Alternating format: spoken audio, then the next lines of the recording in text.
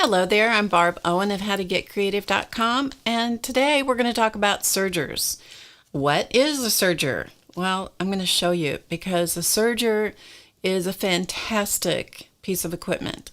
It can also drive you a little crazy if you buy one that's a frustrating piece of equipment, and there are plenty of those out there, unfortunately. But anyway, there are some that are wonderful. They're all wonderful. They just have varying degrees, just like sewing machines. They have varying degrees of ease of use. All right, so let me show you the serger. It's a very funny looking piece of equipment. This is a serger. This one happens to be by the company Overlock, and it is the Imagine. This is not a new machine by any means. I've had this machine for quite a few years. But what I want to show you is what it does. So I have it threaded with 4 different colors of thread so that you can see what the function of this machine is and how the threads function with the cutting blade. Another word for a serger is an overlock machine. And there is a blade, 2 blades actually, right over here at the side to the right of the foot. And they cut, and they're going to cut off the fabric, and then the needles and the loopers, which are the other, there's 2 needles and 2 loopers. So there's 2 needles that will stitch, and then 2 loopers that stitch over the edge. You can see those right here. This is one looper. This is the other looper. We'll talk more about that in a second.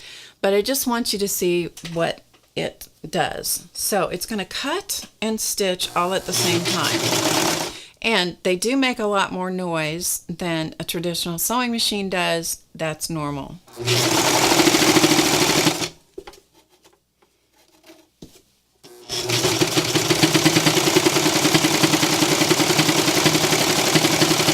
So you can see what it's cutting off here at the side. So the blades cut just ahead of the needles stitching and the loopers looping over the edge, and that really helps with ravelly fabrics.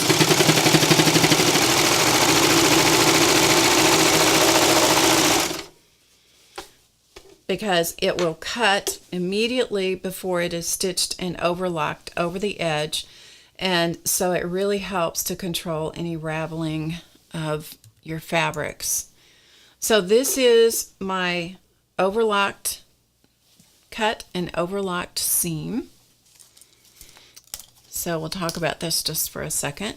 So this green thread that you see on the top, that's one of the loopers. There are 2 needle threads on this particular serger that are stitching over here, which makes it safe to use for most seaming applications, except for things like the crotch of a pant. I would not trust it for that, but you could certainly finish the seams in the crotch of a pant, but I would use a sewing machine to reinforce that. This, in the back side, this red thread is your lower looper.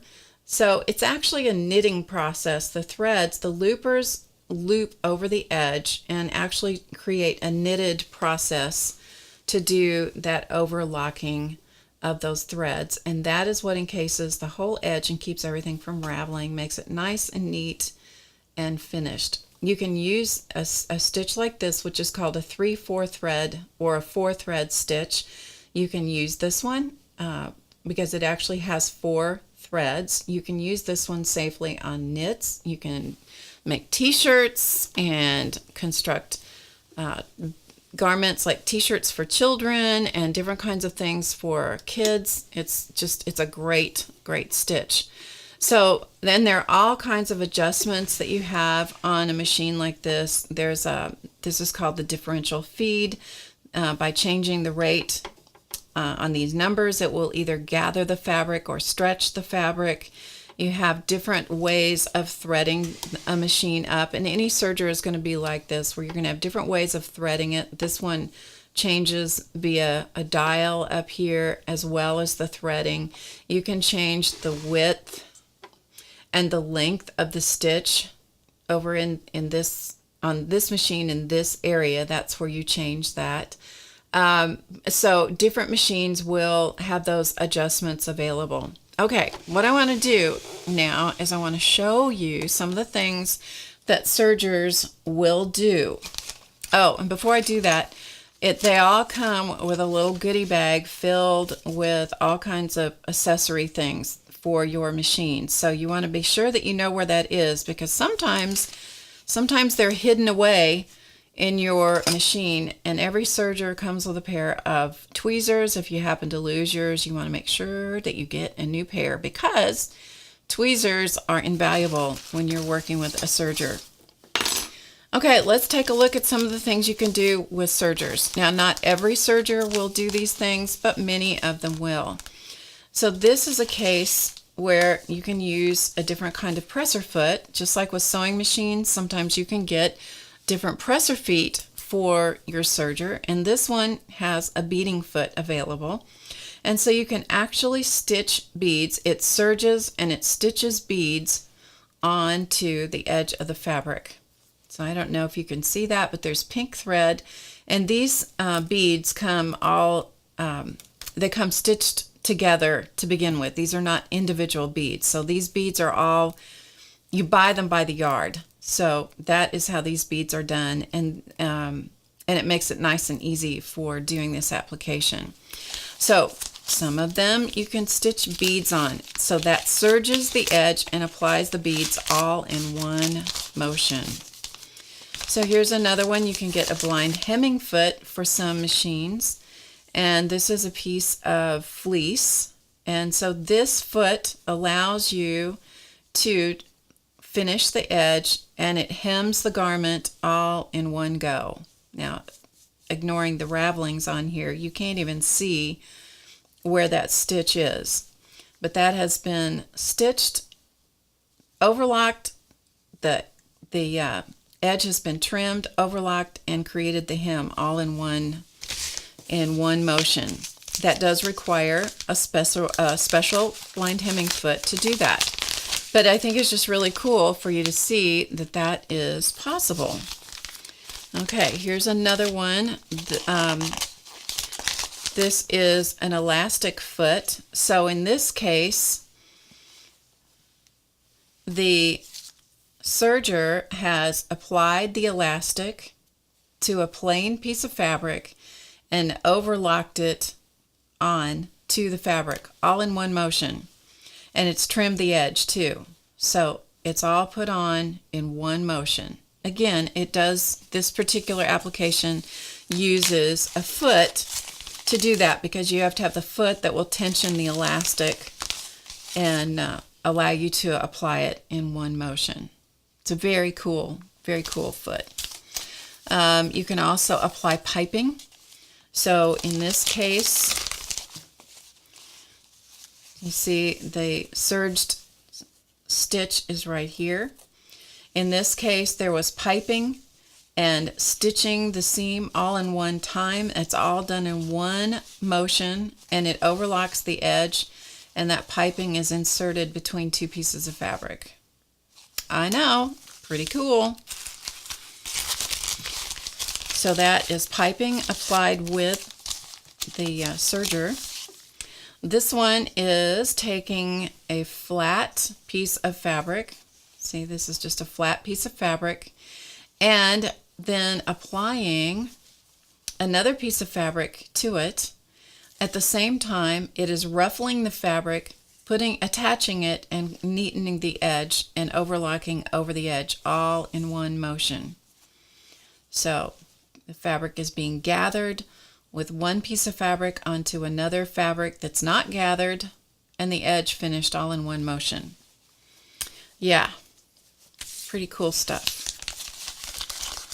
Now, I'm not going to tell you that there's no learning curve with these different attachments and ways of doing things. You have to practice, just like anything. This is a hemmer. So this hemmer, now this is working with a chain stitch. So some machines, some sergers have the capability of creating a chain stitch. This one that I showed you today does not do this.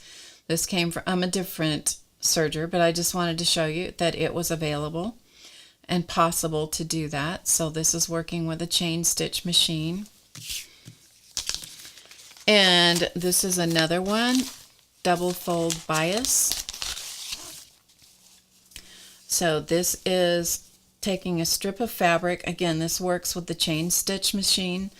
Double fold, and it applies it right over the edge, stitches it in place with the chain stitch, and it's pretty remarkable. It's pretty remarkable. If you needed to bind an edge of a blanket, let's say, that is going to do that so fast it's unreal. And then you can also do pin tucks with the serger, believe it or not. So, and again, this is done with a machine called a cover stitch machine. And you can see that this has 2 needles, and this has been stitched over a piece of cording, a GIMP type cording or a drapery cording, and so it will stuff the pin tuck, so you can see it fills it out. And then you can either pull that out or leave it in. These don't have it, these do. So you can do pin tucks with a pin tuck foot. And then I want to show you, just show you a couple of Christmas stockings that I did to show you practical application for some of the things I just showed you. So this is a Christmas stocking. There's the opening and the cuff. And here I use those pearls, the beading foot, to attach those pearls onto my fabric. So in this case, I folded the fabric. So I folded the fabric like this and applied the pearls to the edge, and then I just pulled it back up. So I did that 3 times for that cuff. Then I created the fabric. This is using 3 threads, where what I was showing you on this machine earlier was I was using 4 threads. Well, this one is using 3. So I have 1 needle thread, and then I have the upper looper, and in this case the upper looper I'm using pearl cotton. You can use heavier threads in a serger than you can with your sewing machine. So this is pearl cotton, and then on the back side I'm just using just a regular serger thread. So there's 1, 2, and then the needle thread is the 3rd thread. So I created pin tucks basically just with the serger, and I did that all the way across. So I made fabric, and then I just simply constructed the Christmas stocking with it. So there's that one, and then I made my own fringe up here just for something else that was fun and funky. Here's another version of the very same stocking with different kinds of pearls. So you can see they're a different size. With this one, they were much smaller, and these are just cheap pearls that you buy by the yard in the fabric store. Here's using a bigger, much bigger pearl, and I'm using metallic thread to sew them on, so it gives them a little glitz and glam for these cheap pearls. And these have lasted for a really long time, so it's kind of, I was surprised at that, to tell you the truth. And then again, I just made the fringe using different kinds of yarns, crazy yarns. Same thing, using the pearl cotton, so this was exactly the same treatment to create the stocking. And then I have one more